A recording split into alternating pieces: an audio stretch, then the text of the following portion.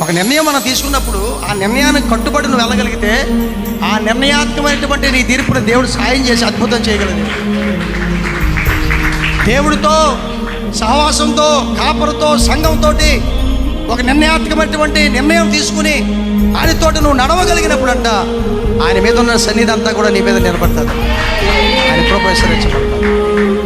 సంగమా, దేవుడిని వేరేగా, సేవకుని వేరేగా చూడకండి. దేవుడు సేవకుడు నేనని నువ్వు చూడగలిగితే ఇదిగో ఐగుప్తుల మీద విజయం వచ్చినట్టుగా ఈ లోకంలో దేవుడు నీకు విజయాన్ని దేవుడు తీసుకురాగలడు, అద్భుతాన్ని విజయరాగలడు. ఆమె డోంట్ సపరేట్, గాడ్ సపరేట్. నాకు దేవుడు ఉన్నాడు, సేవకుడితో సంబంధం లేదన్నాడు. దేవుడు ఉన్నాడు కానీ సేవకుడినే ముందెట్టాడు. అక్కడ మోషేనే ముందెట్టాడు. అక్కడ అన్నిట్లో ముందెట్టింది ఎవరినే? వెనకాల ఆయన ఉండి నడిపించాడు. స్తోత్రం చెప్పండి.